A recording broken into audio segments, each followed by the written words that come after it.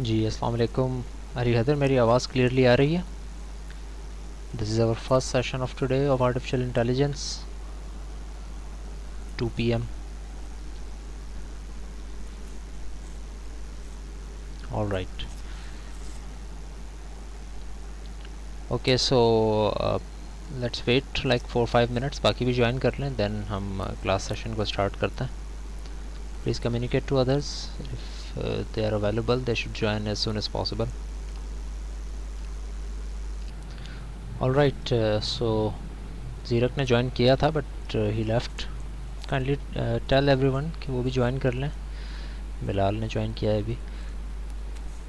Okay, सो आज के जो सेशंस हैं उनका जिस तरह से मैंने पहले भी कम्युनिकेट किया था कि इस पहले सेशन में we will take presentations from you guys as much as possible. Hopefully सभी स्टूडेंट अगर अवेलेबल हो जाएं तो that would be very helpful for our timetable. एक दो स्टूडेंट ने, एक ने आई थिंक आमिर ने ये कहा था कि ही will be giving the presentation in the next class. हमारी जब तक प्रेजेंटेशंस चल रही हैं आमिर का हम वेट करते रहेंगे। होपफुली अगर बेशक वो लास्ट में आकर देना चाहें तो। सिमिलरली आई थिंक एक और स्टूडेंट राजा एहसन ने कहा था कि वो अराउंड 3 PM देंगे। He will join the class at around that time, so that's cool. And hopefully कि इससे पहले आप लोगों ने जिन्होंने ज्वाइन किया है they will be presenting their work, जितना भी आपने किया है। अच्छा, थोड़ी सी बात और ये कि एक छोटा सा टॉपिक हमारा रहा हुआ है। छोटा सा तो नहीं है but it's a very vast topic, but उसकी हम कुछ चीज़ें डिस्कस करना चाह रहे हैं। तो नेक्स्ट जो क्लास होगी हमारी, हम उसमें वो लेक्चर डिस्कस करेंगे। वो भी आपके फ़ाइनल एग्ज़ाम का हिस्सा होगा। और आज जो प्रेजेंटेशंस होंगी या आप लोगों की जितनी भी प्रेजेंटेशंस हैं वो भी हिस्सा होंगी आपके फ़ाइनल एग्ज़ाम की। ऑब्वियसली रिकॉर्डिंग वगैरह हो रही होंगी, तो अगर कोई स्टूडेंट क्लास में नहीं भी अटेंड कर पा रहा है तो वो बाद में उन प्रेजेंटेशंस को देख सकेगा। सिमिलरली आप लोगों ने सभी स्टूडेंट ने अपनी प्रेजेंटेशंस मुझे सेंड करनी है।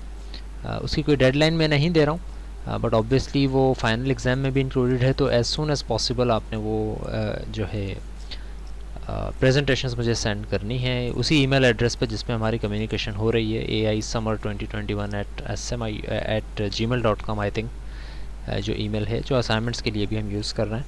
उसी के ऊपर आपने अपनी प्रेजेंटेशंस भी मुझे सेंड करनी है एज़ सुन एज़ पॉसिबल। आज जिस तरह से हो जाएंगी तकरीबन सबकी ही एप्लीकेशन प्रेजेंटेशंस, तो आप आज ही साथ के साथ मुझे सेंड कर दें and I will be uploading that on our Google drive, so that आप वहाँ से एक्सेस कर सकें और अपने फाइनल एग्ज़ाम में जो चीज़ें इंक्लूडेड हैं उनको आप थोड़ा बहुत रफली देख सकें। फ़ाइनल एग्ज़ाम अभी तक जो है वो ऑनलाइन का ही है। कल भी मेरी बात हुई थी मुख्तलिफ़ कॉलीग्स से एंड दे सेड के final exam will be online.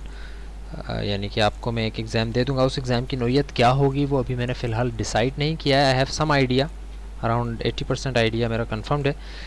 तो वो 80% आइडिया ही मैं आपके साथ शेयर कर लेता हूँ। The idea is that you will be having a take home exam, which means I will be giving you a paper and you will have to solve it and submit it within around 5 to 6 hours. And obviously because that will not be an exam जो कि invigilate हो रहा हो, तो obviously it is an open book exam, it is an open internet exam or whatever you want to call it. So that exam will be online obviously. So और कोई चीज़ अगर discuss आप करना चाह रहे हैं तो you can ask me, otherwise we will be moving towards the presentations. Students Bilal और अली हैदर, आप लोगों ने ज्वाइन किया हुआ है। Kindly tell me who is willing to go first with the presentation, और if you have any question, any other query to ask me, please do. Ali Haider is willing to, he is being volunteering कि वो सबसे पहले present करना चाहेंगे। सो अली हैदर, मैं आपको थोड़ी देर में कहता हूँ, मैं थोड़ा सा वेट कर रहा हूँ। राजा एहसन ने भी अभी ज्वाइन कर लिया। I think Raja Ehsan was saying that he will be attending the class late. I think आपने ज्वाइन कर लिया है तो that's very good. Yeah so okay, yeah just wait a minute Ali Haider, I am just waiting कि अगर ऐसा ना हो कि कोई स्टूडेंट कोई सवाल लिख रहा हो जो मुझे एड्रेस करना है। सो काइंडली टेल मी, अगर बाकी लोग मुझे कंसेंट कर दें, मलिक बिलाल और Raja Ahsan, that Ali Haider wants to start the presentation, if that's all right. If you have anything else to ask me, then I'm here to answer. Otherwise, Ali Haider will be starting his presentation. All right, just give me a minute. Let me see. Allow you.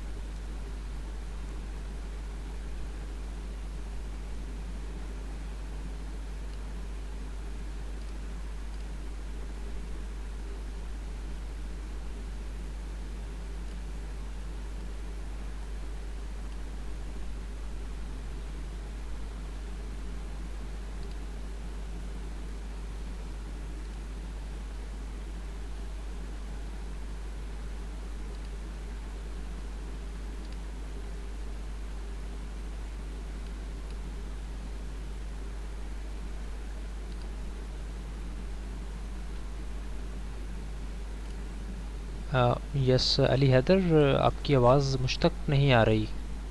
बाकी students तक आ रही है या नहीं? मैंने अभी आपसे host जो है वो वापस लिया है. कैन यू टेल मी, मेरी आवाज़ तब तक आ रही है या नहीं? Malik Bilal is saying no. Malik Bilal, आपको भी नहीं आ रही इनकी आवाज़, right? You might have been on mute. Ali Haider, please check. Hello, मेरी आवाज़ क्लियर है आप लोगों को? जी, अब आना शुरू हुई है Ali Haider. Can you start over please? जी बिल्कुल। ओके, तो मेरा टॉपिक है मशीन लर्निंग का।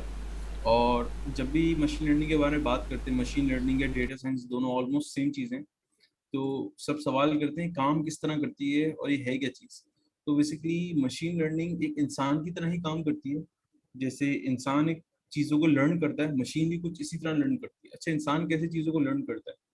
इंसान लर्न करता है अपने डेटा पे और अपने एक्सपीरियंस पे। जो डेटा उसके पास होगा, वो उसी से ही वो एक्सपीरियंस गेन करेगा और उसी से ही अपना आउटपुट देगा या डिसीजन देगा अपना। मशीन भी कुछ इसी तरह काम करती है, मशीन भी ऐसे ही सीखती है। अगर मैं एग्जांपल दूं 5 लोगों की, 5 लोगों से पूछूं कि भाई मुझे पीआईबी कॉलोनी जाना है 4 FSL के रास्ते से 6 बजे संडे को, तो मुझे जाना चाहिए या नहीं जाना चाहिए? तो सबका आउटपुट डिफरेंट होगा। कुछ कहेंगे कि हाँ जाओ, रश नहीं मिलेगा, कुछ कहेंगे कि नहीं बहुत रश होगा। इस आउटपुट की वजह है कि उनका अपना एक्सपीरियंस और उनका अपना डेटा जो उनके पास है। हो सकता है उनमें से कुछ लोगों ने किसी और से सुना हो कि नहीं संडे को 6 बजे ना जाओ। हो सकता है वो खुद उस रास्ते से गए हों और उनको रश मिला हो सकता है किसी को रश ना मिला हो। तो जो उनका एक्सपीरियंस होगा, जो डेटा उनके पास होगा, उसी से ही वो डिसीजन आपको वो देंगे अपना। मशीन भी कुछ इसी तरह डिसीजन देती है। जो डेटा आप उसे देंगे वो उसी को प्रोसेस करेगी और उसी हिसाब से अपना आउटपुट देगी। अब जितना ज्यादा एक्यूरेट डेटा होगा उतना ही ज्यादा एक्यूरेट उसका डिसीजन होगा या उसका आउटपुट होगा। अच्छा, मशीन लर्निंग कोई हॉट टॉपिक नहीं है आजकल की जनरेशन में, आजकल की सेंचुरी का। इस पे 50 साल पहले से ही काम हो रहा है। और हर्बर्ट सैमन ये एक मशीन लर्निंग साइंटिस्ट ही थे, और उन्होंने कुछ कोट्स लिखे हैं जिन्होंने यही बताया कि मशीन लर्निंग जो अपने एक्सपीरियंस से सीखती है। लेकिन जो आजकल का हॉट टॉपिक है वो ये है कि अगर मशीन लर्निंग वैसे ही काम करती है जैसे इंसान का दिमाग कर रहा है, इंसान का दिमाग जैसे डिसीजन ले रहा है, तो क्या मशीन लर्निंग इंसान को हरा देगी या नहीं? तो इसका जवाब मैं कुछ इस तरह देना चाहूंगा कि गेम है गो गेम, और ये एक चाइनीज गेम है। तो बेसिकली इस गेम में होता ये है कि इस आप देख सकते हैं वन ऑन वन गेम है, इसमें ब्लैक कलर की बॉल्स और व्हाइट कलर की बॉल्स है। जो बॉल्स है, जो प्लेयर सबसे ज्यादा टेरिटरी कवर कर लेगा, सबसे ज्यादा अपनी बॉल्स जल्दी प्लेस कर लेगा इस बोर्ड में, वो जीतता है। अच्छा, इसमें प्लेस करने के कुछ रूल्स होते हैं, जैसे कि आप एक पेयर में बना के पुश कर सकते हो, जैसे इसमें करा हुआ है। आप कॉरेस्पॉन्डिंग कर सकते हो, लेकिन अपनी मर्जी से कहीं भी रख नहीं सकते, तो इसके भी कुछ रूल्स हैं। तो बेसिकली गूगल वालों ने की एक सब ब्रांच है डीप माइंड, इन्होंने एक सॉफ्टवेयर बनाया अल्फागो। ये जैसे गेम्स होते हैं, गेम्स में बॉट होते हैं, आप सब लोग गेम्स खेलते हो तो उसमें आप देखते हैं कि बॉट्स होते हैं जिसको आप जिसके अगेंस्ट आप खेलते हैं ऑफलाइन में, लेकिन वो बॉट्स बहुत हल्के होते हैं, आप आराम से उन्हें हरा देते हो, कोई प्रॉब्लम की बात नहीं है। ये भी बॉट है, लेकिन ये कोई नॉर्मल बॉट नहीं, ये बॉट मशीन लर्निंग का एक सॉफ्टवेयर है, और इसने इंसानों से ही सीखा है कि कैसे खेलते हैं गो गेम को। उन्होंने इसका नाम अल्फा गो रखा है। अल्फा मतलब ये कि ये गो गेम का मास्टर है। अच्छा, ये सिर्फ इसने इंसानों से नहीं सीखा, बल्कि इसने अपने आप से भी सीखा, अपने आप से खेला और अपने आप को हरा कर भी सीखा कि किस तरह इस गेम में जीतना है। और जब ये गेम सीख रहा था तो गूगल वालों ने कहा था कि ये इतना ज्यादा एक्सपर्ट है कि ये इसने खुद अपनी स्ट्रेटेजीज बना ली जीतने के लिए। और 2016 में ली सिडोल, एक कोरियन बंदा है और इस गेम का चैंपियन है, वर्ल्ड चैंपियन है, अल्फागो ने ली सिडोल को हरा दिया 5 गेम्स में। एक गेम सिर्फ ली सिडोल ने जीता और अल्फागो ने 4 गेम्स जीते। एक क्लिप है, छोटी सी इमेज है बेसिकली ये, जिसमें अल्फागो ने 20 मिनट में सारी टेरिटरी कवर कर ली, और ली सिडोल ने 6 मिनट में जाए। तो ये सवाल है, क्या मशीन लर्निंग या आर्टिफिशियल इंटेलिजेंस इंसान को हराती है? एक और एग्जांपल मैं आपको देता हूँ। 2016 में एक गेम है डोटा 2।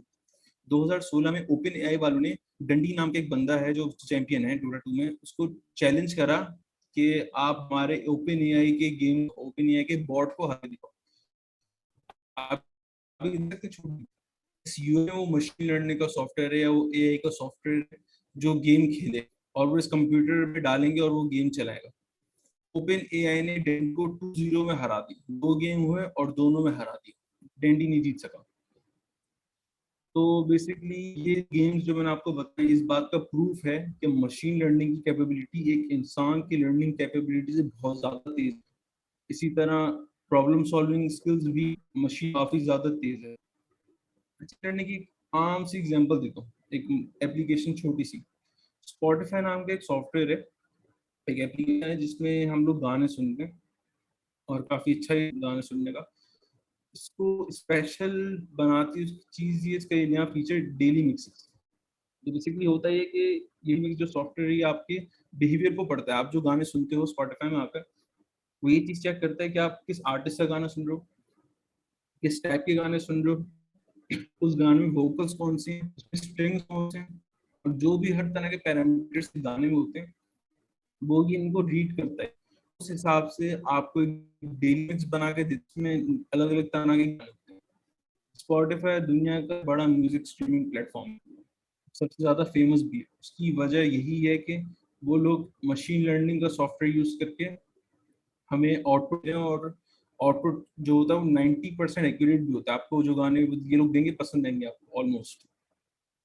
ये सब होता है मशीन लर्निंग से, जो भी मैंने आपको चीजें बताई, क्योंकि मशीन लर्निंग ही सीखती है और हमें आउटपुट देती है। और आउटपुट वो स्पॉटिफाई का डेली मिक्स भी हो सकता है, या वो गेम भी हो सकता है।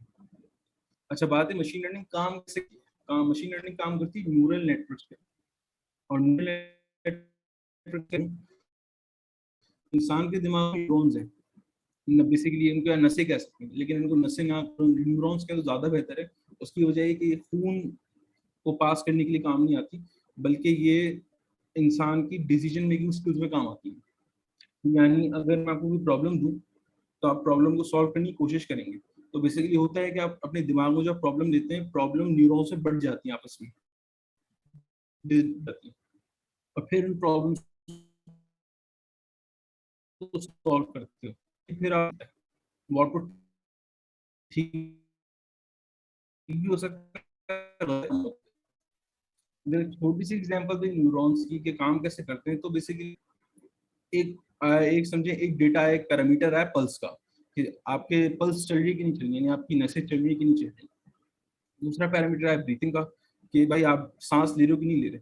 अगर ये चीजें दोनों ट्रू हैं, या आप ये दोनों चीजें कर रहे हो, तो न्यूरॉन्स प्रोसेस करेगा इसे। प्रोसेस करने के बाद आउटपुट देगा कि हाँ भाई बंदा जिंदा है। अगर ये दोनों नहीं चल रही होती तो उसका आउटपुट आता है डेड। ये बिल्कुल एक बेसिक सी एग्जांपल है कि न्यूरॉन काम कैसे करता है। न्यूरॉन्स को पैरामीटर्स चाहिए होते हैं। इंसान के दिमाग में millions of neurons, neural networks हैं, मिलियन से भी ज्यादा ही होंगे बल्कि।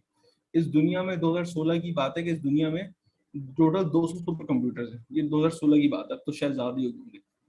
उन 200 सुपर कंप्यूटर्स के डेटा को भी मिला दो, तब भी एक इंसान के दिमाग में सबसे ज्यादा न्यूरल नेटवर्क्स हैं। तो ये क्या वजह है कि भाई फिर एआई जीत रही है या मशीन लर्निंग जीत रही है? तो उसकी वजह ये है कि हमारे इंसान के दिमाग में जो न्यूरल फ्रिक्वेंसी होती है या प्रोसेस करने की जो ताकत होती है, वो होती है 200 हर्ट्ज। लेकिन एक कंप्यूटर की या मशीन लर्निंग की जो ताकत होती है वो 2 गीगाहर्ट्ज होती है, इंसान की ताकत से 2 गुना ज्यादा, 10 गुना ज्यादा। क्योंकि ये हार्डवेयर पे डिपेंड करता है। हमारा दिमाग एक साइज का है और हम उसी के अंदर सोच सकते हैं, लेकिन अगर हमारा दिमाग बड़ा होता तो शायद हमारी ताकत और ज्यादा होती। लेकिन कंप्यूटर कंप्यूटर को आपको पता है, उसके जो हार्डवेयर होता है, ट्रांजिस्टर्स वगैरह हमेशा अपग्रेड होते रहते हैं हर साल। महंगे भी होते हैं, लेकिन हमेशा उनकी जो पावर होती है वो पिछले से ज्यादा ही होती है। एक ग्राफ है यहाँ पे जो समझाने के लिए बहुत आसान है कि इंसान की लर्निंग कैपेबिलिटी और मशीन लर्निंग की लर्निंग कैपेबिलिटी क्या है। अगर हम कोई, अच्छा इसमें मैं टाइम भी दिया हुआ है, मतलब ये कि अगर मैं आपको कोई प्रॉब्लम दूं और मैं बोलूँ कि 10 सेकंड में सॉल्व करूँ, तो शायद ही आप वो प्रॉब्लम सॉल्व कर सको, या फिर अगर आप करो भी तो रिजल्ट एक्यूरेट ना हो। लेकिन मैं आपको 10 दिन दूँ, तो जाहिर सी बात है आप प्रॉब्लम का सोल्यूशन बहुत अच्छा लेकर आओगे और वो काफ़ी एक्यूरेट होगा। तो टाइम भी मैटर करता है। तो अगर हम इन एनिमल्स को, यानी जो मैमल्स हैं, आइंस्टाइन, एवरेज ह्यूमन, माउस और आंट, इनको सेम टाइम दें और फिर प्रॉब्लम दें, तो इनका लेवल क्या होगा प्रॉब्लम सॉल्व करने का। अगर हम किसी आंट को दें तो उसका समझिए लेवल 1 होगा, लेकिन अगर हम किसी माउस को दें तो उसका लेवल 10 होगा, यानी 10 गुना ज्यादा एक चुंटी से। एक एवरेज ह्यूमन को दें तो माउस से 10 गुना ज्यादा एक एवरेज ह्यूमन का होगा। इसी तरह आइंस्टाइन, या फिर दिमाग का ज्यादा इस्तेमाल करते हैं कुछ साइंटिस्ट जो रिसर्च वगैरह करते हैं, जो अपने दिमाग को ज्यादा जोर देते हैं, प्रेशर देते हैं, उनका दिमाग का इस्तेमाल 70 टाइम्स ज्यादा होगा, एवरेज ह्यूमन से थोड़ा सा ज्यादा होगा। लेकिन मशीन लर्निंग का इंसान से 5 गुना ज्यादा होगा।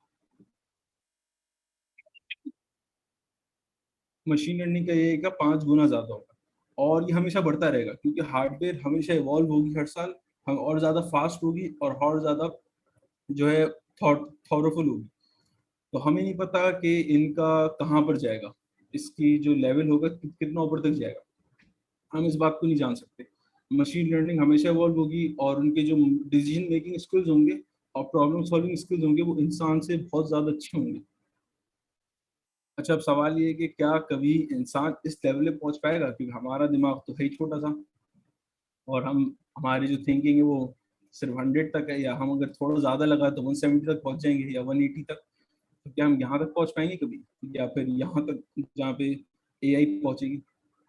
तो न्यूरालिंक ने इसका जवाब दिया है। न्यूरालिंक ने इसी साल के एक्सपेरिमेंट करे उन्होंने। एक ये जो बंदर आप देख रहे हैं इधर बना हुआ जो गेम खेल रहा है, बेसिकली इन्होंने इसके दिमाग में एक चिप लगाई है, चिप इम्प्लांट करी है, और उस चिप में ये स्टोर है चीज कि गेम कैसे खेलना है। ये जो सामने गेम है पिंग पोंग, ये गेम कैसे खेलना है। मैंने यूट्यूब की लिंक भी शेयर करी हुई है इस वाली स्लाइड पे, आप जरा जरूर देखिएगा, बहुत मजे की चीज है। तो उन्होंने इस पे बताया है कि ये गेम हमने सिर्फ इसमें चिप इम्प्लांट करी इस बंदर पे, उसमें ये स्टोर था गेम कैसे खेलना है, और इस बंदर को हमने सामने गेम रखा और उसने गेम खेलना शुरू कर दिया। यानी बंदर को, जिसको गेम खेलना नहीं आता, उसने गेम खेलना शुरू कर दिया। सिर्फ ये नहीं बल्कि इस चिप के थ्रू न्यूरालिंक वाले इसकी मॉनिटर को भी, परफॉर्मेंस को भी मॉनिटर कर रहे हैं आराम से, जिसका दिमाग कितना तेज चल रहा है इस गेम में और कैसा। अब ये क्या ऐसे कंट्रोल भी कर रहे हैं नहीं कर रहे हैं इसका कुछ आइडिया नहीं है, और हर बार न्यूरालिंक बताता भी नहीं है। लेकिन जो उन्होंने बताया वो ये कि इसका दिमाग मॉनिटर कर रहे हैं लोग इस चिप के थ्रू, उसकी परफॉर्मेंस को और बढ़ा रहे हैं। अगर सच में ऐसा हो जाए, इंसान के दिमाग में कैसी चिप लग जाए रियल रियलिटी में, तो हम लोग एआई को भी हरा सकते हैं। हमारी लर्निंग कैपेबिलिटी और हमारी सेंसेस एआई से या मशीन लर्निंग से ज़्यादा अच्छी हो जाएंगी। और फिर होगा ये कि हम सुपर ह्यूमन बन सकते हैं, यानी हमारी जो देखने की कैपेबिलिटी वो बहुत बढ़ जाएगी, इतनी कि हम 10th फ्लोर पे होंगे और ज़मीन पे चलने वाली चूंटी को भी हम देख सकेंगे। कोई 1 किलोमीटर दूर हमें बुला रहा होगा तो हम उसकी आवाज़ भी सुन सकेंगे। तो चिप के थ्रू बहुत सारी चीज़ें हो सकती हैं और हम मशीन लर्निंग को भी हरा सकते हैं। फिलहाल मेरी प्रेजेंटेशन यही थी। अगर आपका कोई सवाल है तो मैं जवाब देने को बिल्कुल तैयार हूँ।